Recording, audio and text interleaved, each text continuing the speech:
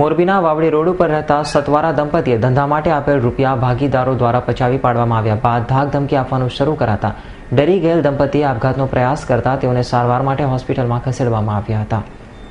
મોરબીના વાવડી રોડ ઉપર રહેતા મીનાબેન કંજારિયા અને તેમના પતિ રામજીભાઈ તેમની સોસાયટીમાં રહેતા ભાવિન પંડ્યા, રાજુ પટેલ, ભાવેશ પટેલ આ 3 શખ્સોને અગરબત્તીનું કારખાનું કરવા માટે 5,50,000 રૂપિયા ધિરાણ ઉપર આપ્યા બાદ તેના મૂડીનું વળતર મેળવવા માટે વાતચીત કરતા 3 શખ્સોએ વ્યાજ ચૂકવવા માટે આનાકાની કરી હતી અને ફરિયાદી મીનાબેન અને તેના પતિને પૈસા પરત માંગ્યા તો જાનથી મારી નાખીશું તેવી ધાક ધમકીઓ આપવામાં આવી હતી.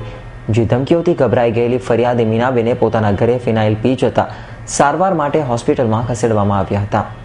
અમે 5.5 લાખ રૂપિયા અમારા આમના મિત્ર હતા એમને અમે ઉછીને આપ્યા હતા. એને કીધું હતું કે આપણે અગરબત્તીનું કારખાનું કરવું છે એમ કરીને એ લોકો 5.5 લાખ રૂપિયા લઈ ગયા અમારા પાસેથી અને પછી પૈસાની અમને કહેતા કે આજ પૈસા દેશું, કાલ પૈસા દેશું. અમને પૈસા કાંઈ દીધા નહીં અને અમે પૈસા એના કારખાને માંગવા ગયા તો ભાવેશભાઈ પટેલ ને રાજુભાઈ પટેલ ને એ લોકો અમારી યારે મારામારી મીંડા કરવા અને એને કીધું કે હવે પૈસા લેવા આવશો તો તમને ઠામ મારી નાખશું, ઘરે આવીને પતાવી દેશું, તમને અમને ઓળખો છો, અમે સરવડના પટેલ છીએ એવી અમને ધમકી આપતા અવારનવાર.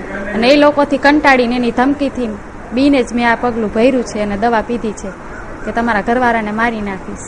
આજથી 4 માસ પહેલા રાધાપાક વાવડી રોડ સોસાયટીમાં મીનાબેન રામજીભાઈ કણજારિયા બાજુમાં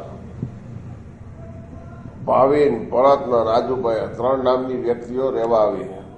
એટલે આ લોકો સંબંધ થઈ ગયો ફરિયાદી અને એના ધણી સાથે. પછી એ લોકોએ વિશ્વાસમાં લીધા કે ભાઈ અગરબત્તીનું કારખાનું નાખીએ. એમ કરીને 5.5 લાખ રૂપિયા ફરિયાદીએ આ 3 આરોપને આપ્યા અને પછી ઉઘરાણી કરતા આ લોકોએ આનાકાની કરીને આ પૈસા આપવાનો ના પાડી. ત્યારબાદ ફોન ઉપર ધમકી આપી કે તમને મારી નાખશું અને પૈસા કઈ દેવા નથી. એટલે આ ફરિયાદીને લાગી આવ્યો એટલે ઘરે ફિનાઇન પીને સરકારી દવાખાનામાં દાખલ થઈ અને રૂબરૂમાં ફરિયાદ લઈને તપાસ ચાલુ છે. રવિ મોટવાણી, S9 ન્યૂઝ, મોરબી.